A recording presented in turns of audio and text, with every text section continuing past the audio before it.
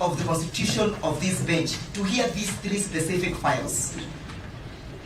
And that is the issue that we want to address even before we go to the application for recusal.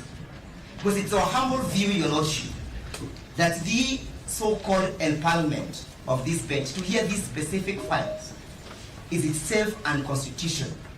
By the reading of Article 165, Clause 4, it is our reading that the only person who has the capacity to empanel a bench is a Chief Justice. So we want to urge this court to perhaps interpret for us whether the Deputy Chief Justice can empanel a bench. Number two, Your Lordship, is where did the Chief Justice get the authority to empanel the bench? Was the Chief Justice present? Why did the Chief Justice execute her functions and her mandate under Article 165 Clause 4? What was the necessity of the delegation of this function?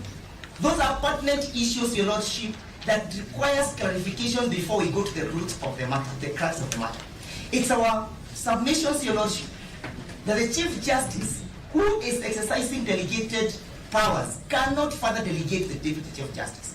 That is why the Constitution is in white and black, that the obligations and the duty belongs to the Chief Justice. Finally, Your Lordship, the reason why we find ourselves in this situation is because of what the court is struggling to explain to us.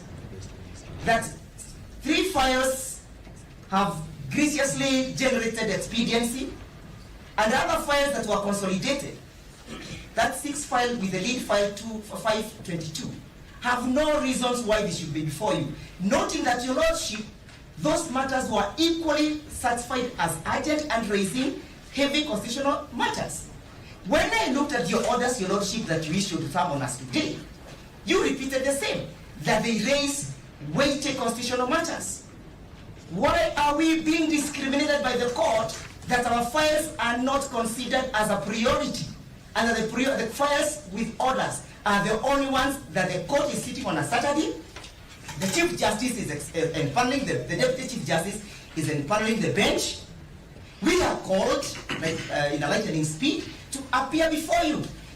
Is it not because there are some orders that the state wants to vacate? You cannot run away from that reality, Your Lordship, most respectfully.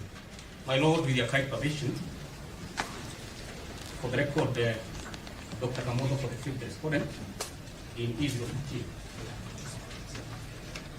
I believe the reason we are here and the reason why we took forum is because we